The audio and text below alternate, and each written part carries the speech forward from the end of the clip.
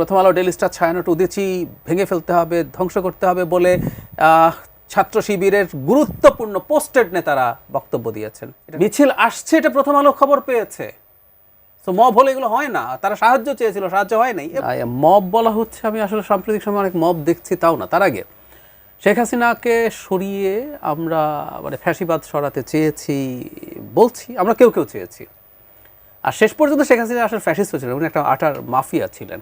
যাই হোক, বিতর্কে ঢুকছি না। আমরা আসলে শেখ হাসিনাকে সরিয়ে, তার ফ্যাসিবাদ যদি থেকেও থাকে সেটা সরিয়ে আমরা অনেকে আমাদের ফ্যাসিবাদ স্থাপন করতে চেয়েছি।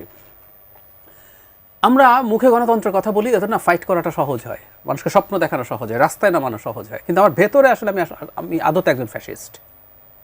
আমার ওই পত্রিকা ভালো লাগে না, তাই আমি ওটা জ্বালিয়ে দিতে হবে, ওটা বন্ধ করে দিতে হবে, ওর মালিকদেরকে গ্রেফতার করতে হবে, সম্পাদককে গ্রেফতার করতে হবে, এগুলো বলছি। সব ফ্যাসিবাদী চিন্তাধারা। গণতন্ত্র হলে কথা ছিল, যেটা উসমান হাদি বলেছেন, তিনি প্রথম আলো পছন্দ করতেন না খুব একটা, কিন্তু তার সামনে যখন গরু জবাই করে জিয়াফত হচ্ছে সেটার প্রতিবাদ করা একটা ক্লিপ আছে, যে দরকার 10টা প্রথম আলো বানাও পারলে। আপনি যখন পারেন না, তখন যখন এই গায়ের জোরে কাজটা করেন, এটা ফ্যাসিবাদ। আচ্ছা, এটা একটা অন্যরকম ফ্যাসিবাদ এসে হাজির হচ্ছে আমাদের এখানে। ফ্যাসিবাদ তো নানান কিছুর উপর ভিত্তি করে হয়, জাতি, ধর্ম, নানান কিছু। আওয়ামী লীগের বয়ান একটা ছিল, এখন ডিফারেন্ট একটা বয়ান নিয়ে সামনে আসা হচ্ছে। মব নিয়ে আমার একটা ভিন্ন দৃষ্টিভঙ্গি আছে। আচ্ছা, ডেইলি স্টার প্রথম আলো সেখানে মব হয়েছিল, আমি ডিসএগ্রি করি, আমি এটা মব মনে করি না। আপনি মবের ডেফিনেশন পড়লেই দেখবেন, মব আসলে একটা স্পন্টেনিয়াস, আনকন্ট্রোলড, ইনডিসিপ্লিনড মানুষ। উদাহরণ দিই, রাস্তায় হঠাৎ করে, মানে বাংলাদেশ কীরকম একটা অসভ্যতা করা সম্ভব, বর্বরতা করা সম্ভব, যে কোনো একজন মানুষকে আপনি তাড়াতে শুরু করুন এবং বলতে শুরু করুন পকেট মার বা ধরো একটা বলুন, এই যে হঠাৎ করে মানুষ দাঁড়িয়ে গেল, পেটানো শুরু করলো, এটা মব। কারণ এখানে কেউ তাকে প্ল্যান করে আনেনি, পেটাতেও কেউ বলেনি, ও ওর মতো করে পেটাচ্ছে, ইভেন মেরেই ফেলতে পারে। এটাই হচ্ছে মব, স্পন্টেনিয়াস। প্রথম আলো ডেইলি স্টারে এটা কি স্পন্টেনিয়াস কিছু ছিল? আমি মনে করি না। এটা একেবারে প্ল্যান্ড একটা জিনিস ছিল। হয়তো সামনে কোনো ব্যানার ছিল না, বাট ইট ওয়াজ প্ল্যান্ড। ওরা যাবে, উসমান হাদি তো হঠাৎ করে মারা যান নাই, ওখান থেকে যাবে, মিছিল আনা হবে, মিছিল আসছে এটা প্রথম আলো খবর পেয়েছে। তো মব হলে এগুলো হয় না, তারা সাহায্য চেয়েছিল, সাহায্য হয় নাই। এবং আমি যোগ করতে চাই, এবং যেভাবে পুলিশ নিষ্ক্রিয় ছিল, সেনাবাহিনী নিষ্ক্রিয় ছিল, যোগ করতে চাই আমাদের খুবই প্রিয় মানুষ জনাব নুরুল কবির 2.5 ঘন্টা ধরে ডেইলি স্টারের যে আটকে পড়া সাংবাদিকদের উদ্ধারের চেষ্টা করেছেন, তিনি তার এক্সপিরিয়েন্স শেয়ার করেছেন, দ্ব্যর্থহীন ভাষায় বলেছেন, হয় পুরো সরকার, না হয় একটা অংশ এই ঘটনা ঘটতে দিতে চেয়েছে। তো তার মানে দেখেন, একদম সুনির্দিষ্ট পরিকল্পনা, লোক আসবে, ভাঙচুর করবে। হ্যাঁ, এসব যখন করেন কিছু মানুষ সাথে যোগ হয়, কিন্তু মূল পরিকল্পনা করা হয়েছে। এবং আগুন নেভানো বা এটাকে ঠেকানোর জন্য সেনাবাহিনী, পুলিশ কাজ করবে না, ফায়ার সার্ভিস আসতে পারে নাই, আসতে দেওয়া হয় নাই।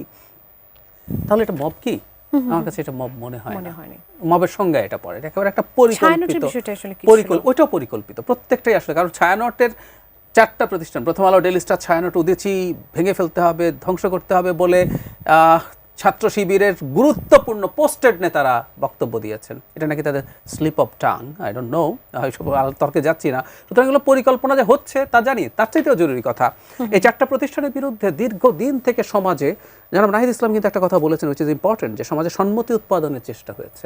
এই 4টা প্রতিষ্ঠান সম্পর্কে ক্রমাগত মানে খুবই ইনফ্লুয়েন্সিয়াল ইনফ্লুয়েন্সাররা এগুলোর বিরুদ্ধে ঘৃণা ছড়ানোর চেষ্টা করেছেন, এগুলোর বিরুদ্ধে মানুষ যাতে ঘৃণা উগরে দেয় সেই চেষ্টা করেছেন। তাতে আমি বলবো যে একেবারে পরিকল্পিতভাবে ধাপে ধাপে ধাপে ধাপে ধাপে এই জায়গায় এটাকে নিয়ে আসা হয়েছে। এবং এমন একজন মানুষের মৃত্যুকে ব্যবহার করেছে, যে মানুষের সাথে রাজনৈতিক মতাদর্শগত ভিন্নতা থাকতে পারে আপনার, আমার আছে, কিন্তু যিনি কালচারাল ফাইট কালচার দিয়ে করতে চেয়েছেন। খেয়াল করুন, তিনি যখন বলছেন যে 10টা প্রথম আলো বানান, বা কালচার নিয়ে যেহেতু তার নির্দিষ্ট দৃষ্টিভঙ্গি ছিল, তিনি মুসলিম কালচারাল আইডেন্টিটিতে বিশ্বাস করতেন, আমি ওনাকে যদ্দূর শুনেছি, সেই জন্য দেখবেন তিনি ইনকিলাব কালচারাল সেন্টার বানিয়েছেন। ওটার মধ্যে লাইব্রেরি ছিল, পাঠচক্র হতো, নানান কিছু উনি ওনার মতো করে চেষ্টা করে। উনি যদি মনে করেন ছায়ানট উদীচী যে কালচারাল আইডেন্টিটি তৈরি করছে, এটা যদি সঠিক মনে না করেন, আগুন জ্বালানো বা ভাঙো না, তুমি যেটা পছন্দ করো তুমি সেটা করো, সেটাকে স্প্রেড করার চেষ্টা করো। নাসিরউদ্দিন পাটোয়ারি, রক্তের বদলা চাই, উই আর হাদি, এরকম কন্টিনিউয়াস কিছু পোস্ট ছিল। যদিও তারা মবটাকে তারা অস্বীকার করছে, বা আমরা আসলে মবের সাথে নাই, বা আমরা আগে যেটা করেছি আসলে সেই জন্য তারা কাইন্ড অফ দুঃখিতই এখন। কিন্তু এটা কি আবার মানে এটা কি আসলে এটা কোনোভাবে মানে ওই সময় আমি যেটা মনে করি ওটা শুধু না, ইভেন নাসিরুদ্দিন পাটোয়ারি রেভলিউশন লিখে একটা স্ট্যাটাস দিয়েছেন। আমাদের সাইফ মুস্তাফিজ একজন আছেন, টকশো করেন, প্রচুর পরিচিত মুখ, তিনিও ইনফ্যাক্ট এই বিপ্লব সুযোগ এসছে, শেষ করতে হবে। প্রভাব ফেলে কিনা এটা? ফলে নিশ্চয়ই ফেলে, কারণ বিপ্লব করে ফেলতে হবে যখন আপনি বলেন, তখন এক ধরনের আলাপ আছে যে বিপ্লবের মধ্যে নানান বিশৃঙ্খলা ঘটে, এটা ভুলো না। কিন্তু প্রথম দিন থেকে এই আলাপটা ছিল এটা বিপ্লব নাকি গণ অভ্যুত্থান। আমরা সিরিয়াসলি ফাইট করেছি প্রথম থেকে তাত্ত্বিকভাবে যে না, এটা গণ অভ্যুত্থান ছিল। কারণ বিপ্লব মানে সমস্যাটা কোন জায়গায়, কেন এগুলো ঘটলো, এটা একটু মেলানো যাবে এই বিপ্লবের সাথে। 5 আগস্ট পরবর্তী সময় একটা গ্রুপ, এর মধ্যে একজন গুরুত্বপূর্ণ পাবলিক ইন্টেলেকচুয়াল আছেন, তার সাথে কানেক্টেড মানুষজন যারা সরকারের ভেতরে আছে, যেটা মানে নুরুল কবির যে বলছেন, সরকারের একটা অংশ আছে, সরকারের বাইরে থাকা ইনফ্লুয়েন্সিয়াল মানুষ আছে, দেশের বাইরে থাকা ইনফ্লুয়েন্সার আছে, সবাই মিলে এটাকে বিপ্লব বলার চেষ্টা করেছেন। বিপ্লব বলার উদ্দেশ্যটা কি, এর মধ্যে যে একটা মারাত্মক ষড়যন্ত্র আছে, এটা অনেকে শুরুতে ধরতে পারেননি। এর যেহেতু বিপ্লব, একটা বিপ্লবী সরকার হবে।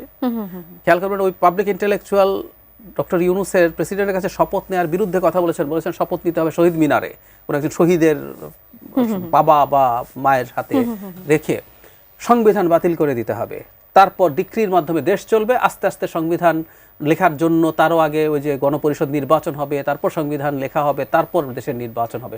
তো দীর্ঘ সময়ের জন্য বাংলাদেশের পাওয়ার গ্র্যাব করার একটা প্ল্যান ছিল, সেটা আসলে হতে পারেনি। এবং এটা যাদের যাদের কারণে হতে পারেনি, উপদেষ্টাদের মধ্যে যিনি এটার কারণে এটা বাধা হয়ে দাঁড়িয়েছেন, আরেকজনের নাম বলবোই যদি, সেনা প্রধান, তাকে তারা মনে করেন যে তিনি এটা হতে দেন নাই। তো যারা ব্যারিয়ার, যারা এটার বিরুদ্ধে কথা বলেছেন, তারা প্রত্যেকে শত্রুতে পরিণত হয়েছেন। ডেইলি স্টার প্রথম আলো আসলে বাংলাদেশের সাংবিধানিক প্রসেসে গিয়ে একটা নির্বাচনের দিকে যাক, এটাই তাদের লক্ষ্য ছিল। এখানে একটা কথা খুব জরুরি, আমি ডেইলি স্টার প্রথম আলোকে নিয়ে যখন এগুলো বলছি, আমি কিন্তু এটা মিন করছি না ডেইলি স্টার প্রথম আলো কোনোদিন ভুল করে নাই, এটা একেবারেই বলার চেষ্টা করছি না। বাংলাদেশের মতো দেশে থেকে একটা প্রতিষ্ঠান ভুল করবেন, এটা হতেই পারে না। তাদের সম্পাদকীয় নীতির ভিন্নতা তো আছেই, ভুলও আছে। আমাদের সমস্যাটা হচ্ছে, ইভেন হাদির মৃত্যুর কোনো একটা নিউজ এই পত্রিকা কতটুকু দিয়েছে, এই প্রশ্ন আলোচনা করতে পারে, কিন্তু এটার জন্য ঘৃণা ছড়াতে পারে না। এটা এডিটোরিয়াল পলিসি, আমি কোন নিউজটাকে কতটুকু গুরুত্বপূর্ণ